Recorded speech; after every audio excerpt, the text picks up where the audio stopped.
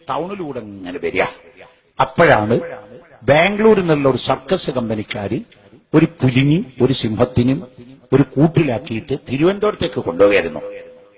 പാലക്കാട് ടൗണിലെത്തിയപ്പോ പുലി ഒരു ചവിട്ട് കൊടുത്തതാ. കിടക്കണു കൂടാപ്പുറത്തേക്കാ പോയി. മൂപ്പർക്ക് സ്വാതന്ത്ര്യം അന്നാണ് ആഗസ്റ്റ് 15 പുറത്തേക്ക് ചാടി. പാലക്കാട് ടൗണ് കണ്ടോക്കുമ്പോ പുലിക്കൊരാഗ്രഹം ഒന്ന് വലിച്ചിക്കളയാം, കിട്ടിയ ചാൻസ് അല്ലേ. എല്ലായിടത്തും എന്നൊരു വേളുണ്ടാക്കിയപ്പോ പോലീസും പട്ടാളും എല്ലാവരും ഓടി. പോലീസ് സ്റ്റേഷനിലേക്ക് ഫോൺ വിളിച്ചാലോ ഇവിടെ പുലിയുണ്ട്. അതിന് ഞങ്ങളെന്താ ചെയ്യാ? പോലീസ് വന്നിട്ട് SI വന്നാ പോലീസ് സല്യൂട്ട് അടിക്കോ?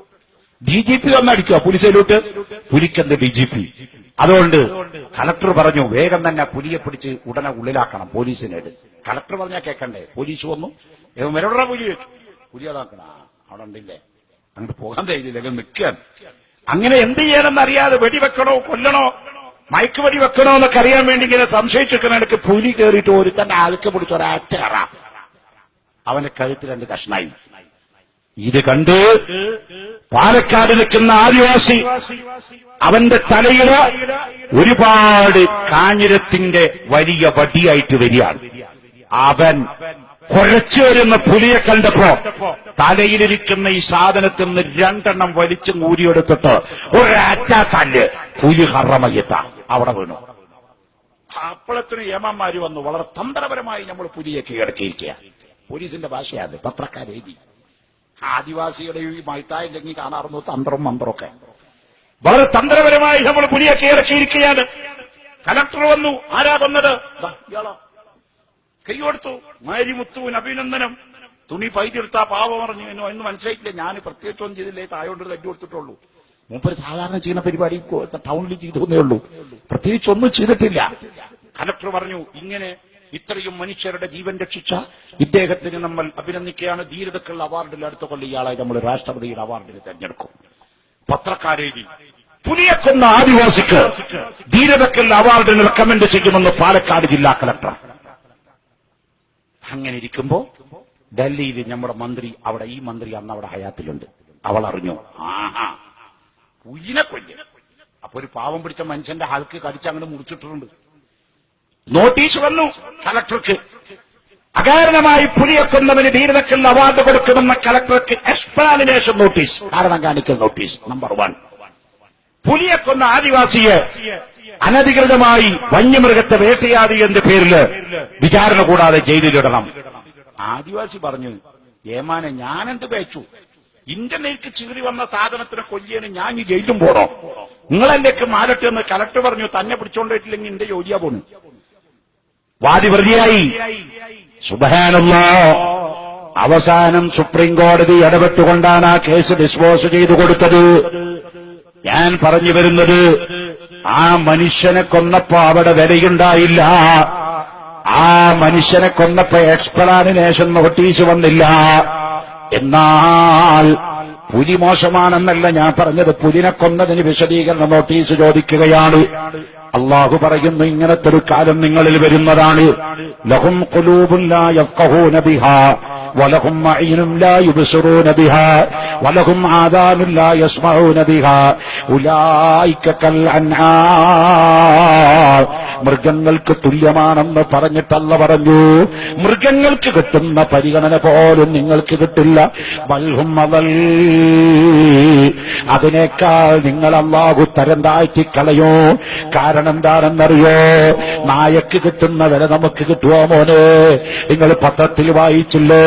തുർക്കിയിൽ നിന്ന് അഭയാർത്ഥികളായി പോയ ലക്ഷക്കണക്കിന് പാവപ്പെട്ട മുസ്ലിമീങ്ങൾ കടല് നീന്തിക്കടന്നു മറുകര പറ്റിപ്പോയപ്പോ ഐലൻ കുർദി എന്ന് പേരുള്ള 2.25 വയസ്സ് പ്രായമുള്ള പൊന്നുമോൾ കടല് വെള്ളം കുടിച്ചിട്ട് മരിച്ചു കിടക്കുന്ന രംഗം നമ്മളൊക്കെ കണ്ടുപോയതല്ലേ. ആ ഐലൻ കുർദിയോട് ഐക്യദാർഢ്യം പ്രഖ്യാപിക്കാൻ അമേരിക്കക്കോ ഐക്യരാഷ്ട്രസഭക്കോ ധൈര്യമുണ്ടായോ? ലോകമെന്ന് മുസ്ലിമീങ്ങൾ അനുഭവിക്കുന്ന പരാജയത്തിന്റെ കാരണം മത ആശയത്തിൽ വെള്ളം കലർത്തിയതാണ്, പണത്തിനു വേണ്ടി ഫത്വ മാറ്റിയതാണ്, ദീനിന്റെ അടിസ്ഥാന തന്ത്രങ്ങളിൽ നിന്ന് വ്യതിചലിച്ചതാണ്. അതുകൊണ്ട് അവനെന്തു പറയൂ ഇവനെന്തു പറയുന്നു നോക്കണ്ട.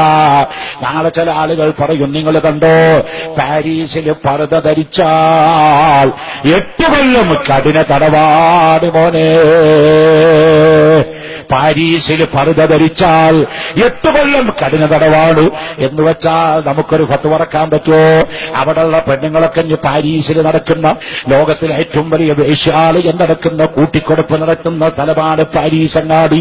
അതാ നമ്മൾ വേറെ റോട്ടിൽ നിന്നാൽ മതി, കോൽക്കേൽ വന്നിട്ട് ചോദിക്കൂ 2 മണിക്കൂറിന് 3 പൗണ്ട്, 4 മണിക്കൂറിന് 10 പൗണ്ട്, 8 മണിക്കൂറിന് 12 പൗണ്ട് വേണോ വേണോ വേണോ വേണോ വേണോ വേണോ എന്ന് ചോദിച്ചുകൊണ്ടിരിക്കുന്ന പാരീസില് പർദ്ദ ധരിച്ചു കഴിഞ്ഞാൽ 8 കൊല്ലത്തെ കഠിന ശിക്ഷയാണെന്ന് അവിടുത്തെ ഗവൺമെന്റ് ഫത്വ ഇറക്കിയപ്പോൾ നമ്മൾ പറയണോ അതുകൊണ്ട് നിങ്ങളൊക്കെ ഷഡ്ഡിയും പനിയനിട്ട് നടന്നാ മതി പെണ്ണുങ്ങളെ, നിങ്ങൾ തബറുജൽ ജാഹിലിയ്യത്തുൽ ഊല പരിശുദ്ധ ഖുർആനിന്റെ വാക്ക് നിങ്ങൾ സ്വീകരിക്കേണ്ടതില്ല എന്ന് നമുക്ക് പറയാനൊക്കെ? ഇത് ആഖിറുസ്സമാനാണ്, ഇത് ഖിയാമത്ത് നാളിന്റെ പടിവാദിക്കലേക്ക് നിൽക്കുന്ന ലോകമാണ്. സത്യം പറയുന്നവനെ ഭ്രാന്തനെന്ന് വിളിക്കുന്ന കാലമാണ്, സത്യം പറയുന്നവനെ മജ്നൂനെന്ന് വിളിക്കുന്ന കാലമാണ്, യാഥാസ്ഥികനെന്ന് വിളിക്കുന്ന കാര്യമാണ്. ഞാൻ ഒരു ജുഡീഷ്യൽ സർവീസിലിരിക്കുന്ന വ്യക്തിയാണ്, യാഥാസ്ഥികനല്ല. നിങ്ങൾ പറയുന്നതിനേക്കാൾ കൂടുതൽ കാര്യങ്ങൾ ഭൗതികമായിട്ടും അഭൗതികമായിട്ട് മനസ്സിലാക്കിയവൻ തന്നെയാണോ?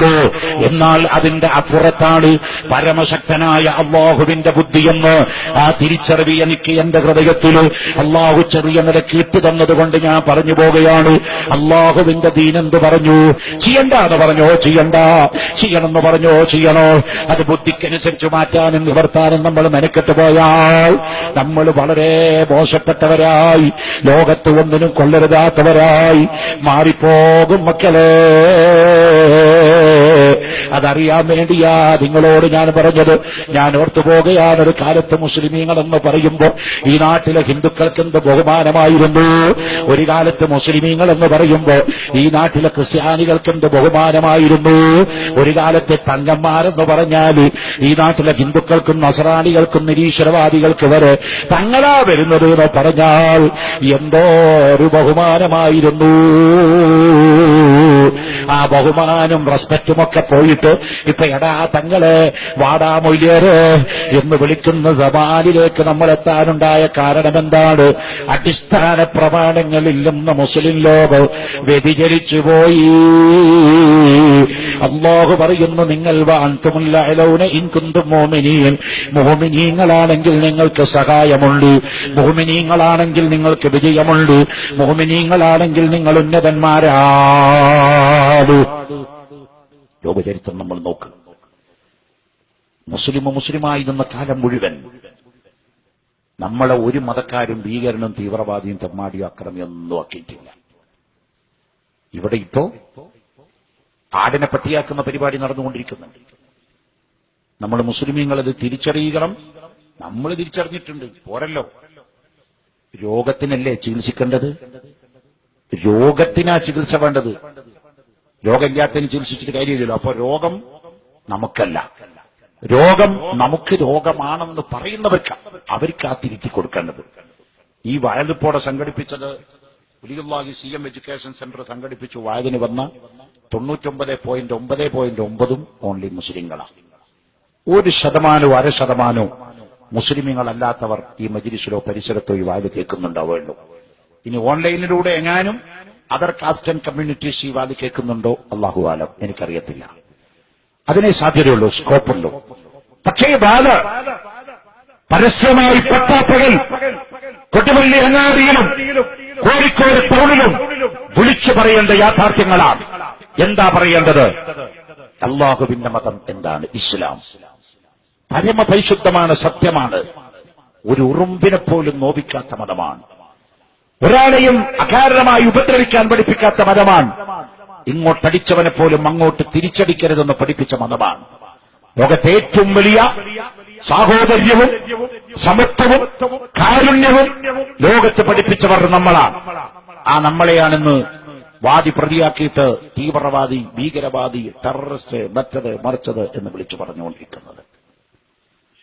കാരണം നമ്മൾ അറിയണം. ഈ അടുത്ത ദിവസം ടോണി ബ്ലെയറും